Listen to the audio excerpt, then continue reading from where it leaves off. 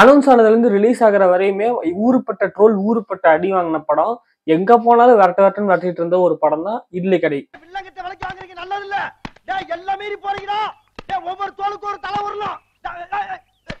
இந்த படம் அனௌன்ஸ்மெண்ட் மட்டும் தான் கொடுத்திருந்தாங்க. பெருசா அப்டேட்ஸே இல்லாத சமயத்திலுமே அடி அடிச்சிட்டு இருந்த படம் தான். வேற ஒரு படத்து கூட சேர்ந்து ரிலீஸ் ஆக போற அந்த சமயத்துல அந்த படத்தை இந்த படம் நொறுக்க போகுது அப்படி இப்படின்னு சொல்லிட்டு சில ட்ரோல்ஸ் எல்லாம் போயிட்டு அதுக்கப்புறம் டேட் மாத்தி இப்போதைக்கு அக்டோபர்ல ரிலீஸ் ஆகி படம் ரிலீஸ் ஆனதுக்கு அப்புறமா ஃபுல் அண்ட் ஃபுல் பாசிட்டிவ் ரிலீஸா போய்கிட்டு இருக்கிற படம் தான் இந்த இட்லி கடை. ஸோ இந்த இட்லி கடையோட என்னுடைய ஃபர்ஸ்ட் இம்ப்ரெஷனா இந்த வீடியோல பார்க்க போறோம். Let's go. அவசரப்பட்டு அடிச்சிட்டீங்களே சார், மன்னிச்சுக்கப்பா. இட்லி கடை ரொம்ப சிம்பிளான ஸ்டோரி தான். ரீகால் தி ரூட்ஸ் அப்படின்னு சொல்லாமா. ஸோ ஒரு கேரக்டர் வந்துட்டு தன்னுடைய வாழ்க்கையில நான் சாதிக்க போறேன்னு சொல்லிட்டு வெளியில போய் ஒரு பெரிய விஷயத்த சாதிச்ச பிறகு எனக்கு இது சாதிச்சிட்டேன், ஆனா என்னால இதுல எதுவுமே ஃபீல் பண்ண முடியலையே, நான் இதை சாதிக்கணும்னு நினைச்சேன்னா அதை பண்ணிட்டேன், ஆனா என்னால எதுவுமே ஃபீல் பண்ண முடியலையே அப்படின்னு சொல்லிட்டு யோசிக்கும் போது தன்னுடைய ரூட்ஸை திரும்பவும் கண்டுபிடிச்சு இதுதான் என்னுடைய நிம்மதியை கொடுக்குது, இதுதான் என்னுடைய சந்தோஷத்தை கொடுக்குது, இது பெருசா ஜெயிக்கிறதுன்னு சொல்ல முடியாது, இதனோட அச்சீவ்மெண்ட் கிடையாது, ஆனா இதுதான் எனக்கு சந்தோஷத்தை கொடுக்குதுன்னு சொல்லிட்டு அந்த ரூட்ஸை கண்டுபிடிச்சு திரும்பி போற கதை. இது வந்துட்டு ஊர்பட்ட படம் இந்த ஒரு ஜானர்லாம் வந்திருக்கு. அப்படியே இது இந்த படமும் அதுல ஒன்னாதான் இருக்கு. ஆனாலும் இது சூப்பரா இருக்கு. தனுஷோடைய போன படங்களை பொறுத்த வரையுமே வந்துட்டு இந்த பவர் பாண்டிக்கு அப்புறமா ராயன் நிலவுக்கண் மேல் இடறி கோபம் டிசாஸ்டரா தான் அமைஞ்சது. ராயன் ரைட்டிங்ல சரியால, நிலவுக்கண் மேல் இடறி கோபம் படமாவே சரியா இல்லை. அப்படி இருக்கும்போது இந்த படத்துக்கு என்ன பொறுத்த வரையுமே பெருசா எனக்கு ஹைப்பே இல்லை. எனக்கு இந்த படம் வந்துட்டு அவ்வளவு நல்லா இருக்கும் அப்படின்னு தோணவும் இல்லை. இது கண்டிப்பா இதுவும் போன படங்கள் மாதிரியே தான் இருக்க போதும் அப்படின்னு யோசிச்சேன்.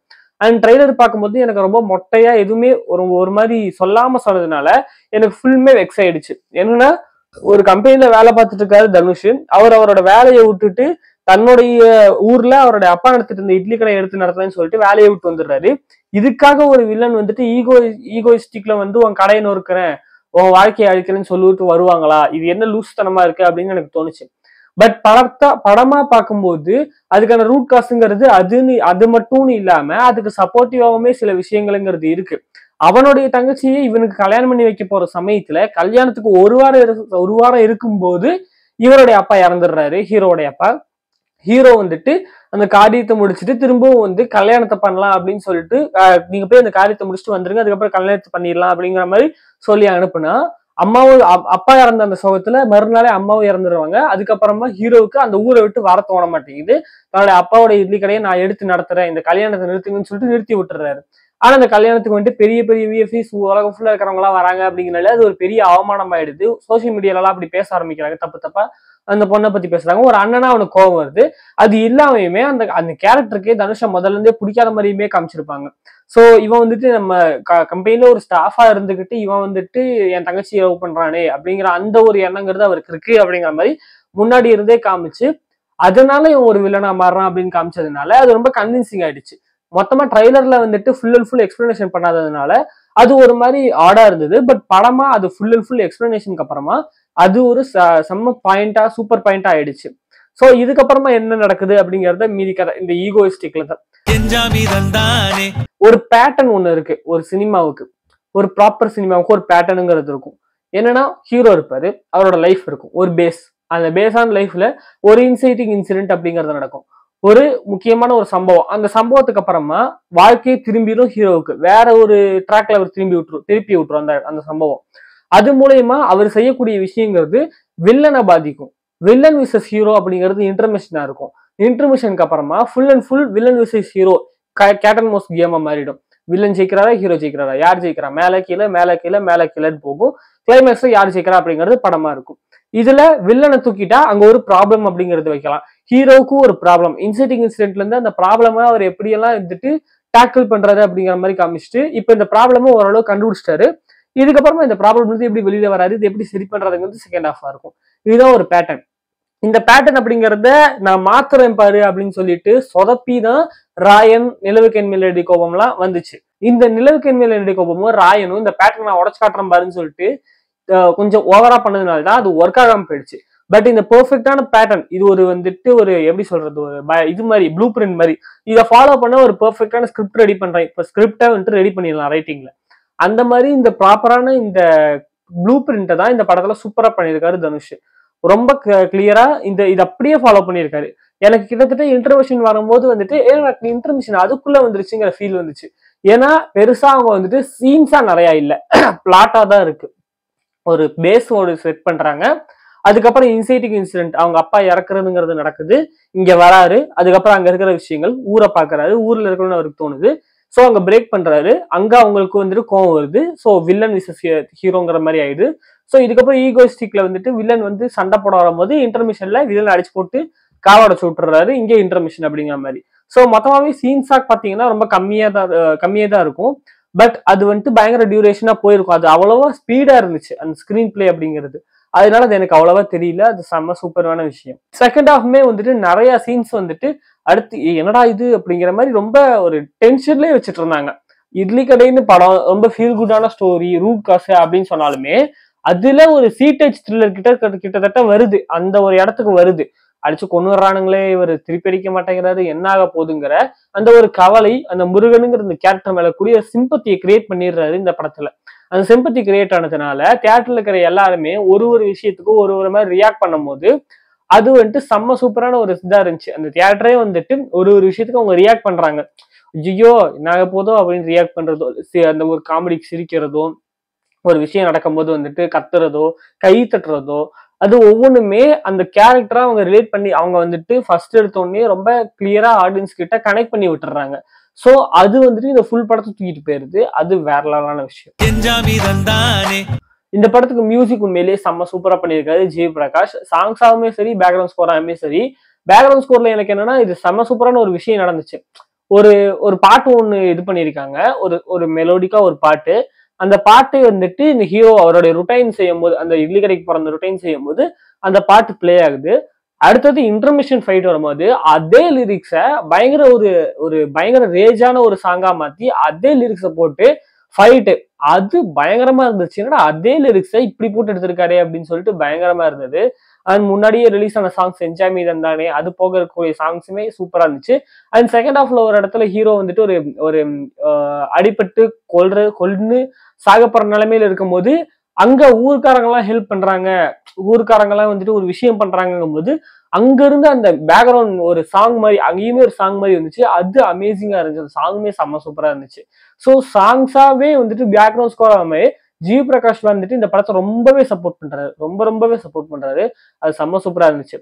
ரைட்டிங்கா இந்த படம் வந்துட்டு ரொம்ப பெர்ஃபெக்டான ரைட்டிங். ஒரு பிரில்லியன்ட் ரைட்டிங் அப்படின்னு நான் சொல்ல மாட்டேன். பெர்ஃபெக்ட் ரைட்டிங் அப்படின்னு சொல்லுவேன். பிரில்லியன்ஸ் அப்படிங்கிறது வந்துட்டு ஒரு காம்ப்ளெக்ஸான விஷயத்த பயங்கர சிம்பிளா புரிய வைக்கிறது தான் ரைட்டிங்ல ரொம்ப சிம்பிளா அதை காட்டுறது தான் பிரில்லியன்ஸ். பட் இது பெர்ஃபெக்டான ரைட்டிங். ஒரு சிம்பிளான விஷயம் ஒரு வச்சிருக்காங்க, அதை சொதப்பாம ரொம்ப கரெக்டா பண்ணிட்டாங்க அப்படின்னு நான் சொல்லுவேன். So writing was perfect. டைரக்ஷன்ல பிரில்லியன்ஸ் சொல்லுவேன். ஏன்னா தனுஷ் இருக்கிற சீன் மட்டுமே வந்துட்டு இந்த படத்தை எலிவேட் பண்ணல. தனுஷ் இல்லாத சீனுமே செம்ம சூப்பரா எலிவேட் ஆகுது. ஒரு இடத்துல வந்துட்டு ஷாலினி பாண்டே, சத்யராஜ் அண்ட் அஸ்வின் அவர் அருண் விஜய் வந்துட்டு ஒரு கான்வர்சேஷன் சீன்ல அவங்க வந்துட்டு ஒன்று நடக்குது. இவர் செஞ்ச ஒரு விஷயம் அங்க தெரிஞ்சிருது, ஒரு உண்மை தெரிஞ்சிருது. அவங்க கேட்கறாங்க, இவர் நடுவுல மாட்டிக்கிறாரு. இங்க ஒரு சண்டை நடக்குது, கன் எடுத்து வச்சுட்டு மிரட்டுறாங்க. இங்கேயே ஒரு ஹீட் அந்த ஃபீல் பண்ண முடியுது. அவங்க அந்த கான்வர்சேஷன்ல இருக்கிற அந்த ஹீட்டை நமக்கு ஃபீல் பண்ண முடியுது. இவர் இப்படி யோசிக்கிறாரு, அந்த பொண்ணு இப்படி யோசிக்குது, இங்க சத்யராஜ் மாட்டிட்டு இருக்காரு, இவர் என்ன பண்ண போறாரு அப்படிங்கிற அந்த டென்ஷன் நமக்கு வருது.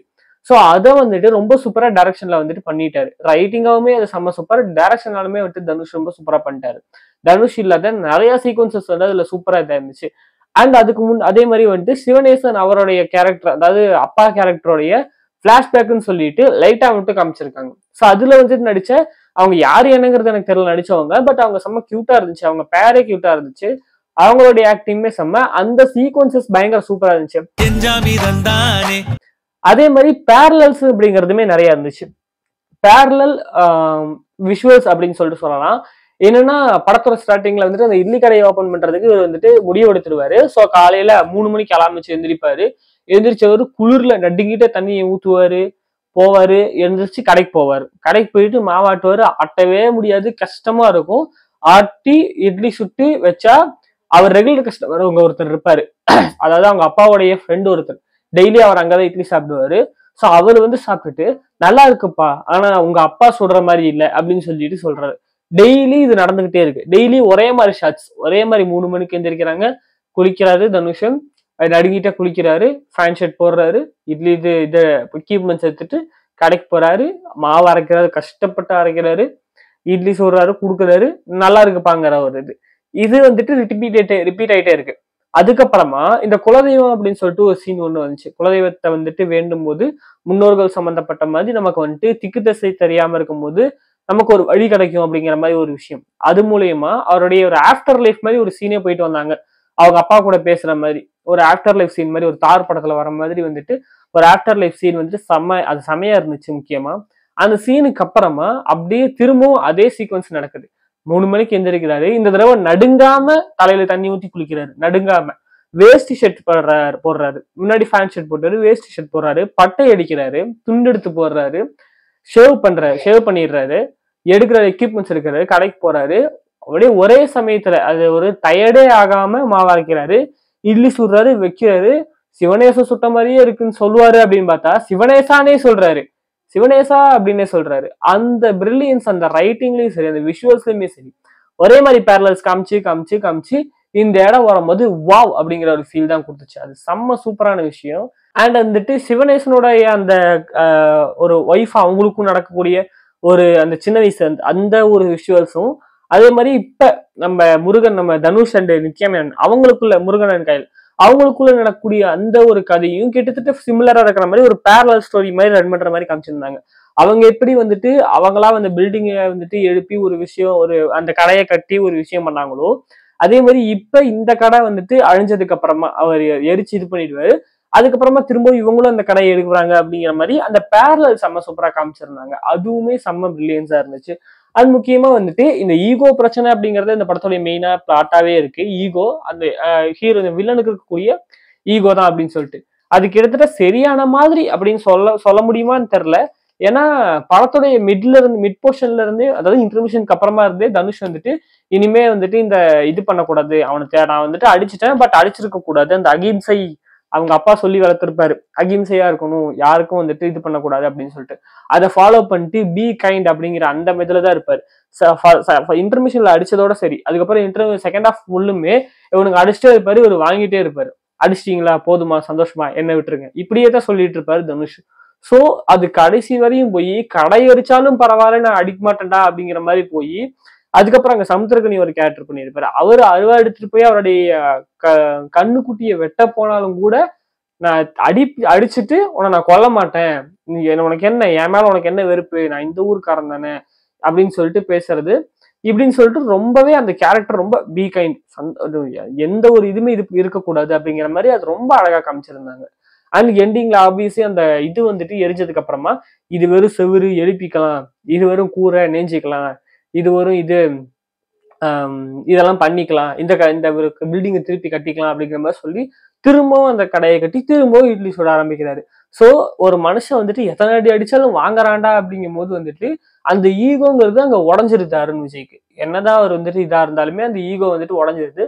அண்ட் ஃபைனலி வந்துட்டு எல்லாருமே ஒரு க்ளோஸரா ஒரு ஹாப்பி எண்டிங்கோட முடிச்சுட்டாங்க. அவங்களுமே ஷாலினி பாண்டியுமே வந்துட்டு சரி நீ என்ன கல்யாணம் பண்ணலாம்னு பரவாயில்ல, நீ உன் லைஃபை பாருன்னு சொல்லிட்டு விட்டுட்டு போற மாதிரி ஒரு ஹாப்பி எண்டிங்கோட முடிச்சுட்டாங்க. நான் என்ன யோசிச்சேன்னா இந்த இது முன்னாடி, அதாவது அந்த ட்ரைலர் பார்க்கும்போது வந்துட்டு மாறி போயிடும் போல இருக்கு, இது ரொம்ப எக்ஸ்ட்ரீம்லாம் வச்சு கூலி சைமனுக்கு அப்புறமா டம்பஸ்ட் வில்லன், ஒரு முட்டாள்தனமான வில்லன் இவனா தாண்டா இருக்க போறான் அப்படிங்கிற அளவுக்கு யோசிச்சேன். ஈகோ பிரச்சனை கண்டிப்பா இது ஒரு பயங்கரமா ஒரு கிட்டத்தட்ட ஒரு பயங்கர ஆக்ஷன் படமாக்கிடுவாங்க செகண்ட் ஹாஃப்லாம் அப்படின்லாம் யோசிச்சேன். இந்த கிளீஷே கிராமத்து படங்கள் இருக்கும்ல, கிராமத்து படம் எடுக்கிறேன் அப்படின்னு சொல்லிட்டு பயங்கர கிளீஷியாவா போயிடுவாங்க, போட்டு அடிக்கிறது, அப்புறம் பொண்ணு இந்த ஹீரோயின்ஸை வந்து ஸ்டாக் பண்றது, இந்த மாதிரிலாம் போயிடுவாங்கன்னு நினைச்சேன். பட் அப்படி இல்லாமல் பெர்ஃபெக்டா ஒரு ஃபீல் குட்டா கொடுத்துருக்காங்க. இட் வாஸ் பெர்ஃபெக்ட் அப்படின்னு தான் சொல்லணும். செம்ம படம், ஆக்சுவலா பெர்ஃபெக்டான ஒரு படம். ஸோ இன்னுமே நீங்க தியேட்டர்ஸ்ல பார்க்கல அப்படின்னா மறக்காம செக் பண்ணி பாருங்க. இந்த படத்தை நீங்க பார்த்துட்டீங்க அப்படின்னா உங்களுடைய ரிவ்யூஸ் என்ன அப்படிங்கிறத கமெண்ட்ல சொல்லுங்க. ஸோ உங்களை நான் வந்துட்டு இன்னொரு இருந்து பார்க்குறேன். அது வரைக்கும் bye from Siddharth Soundararajan. By.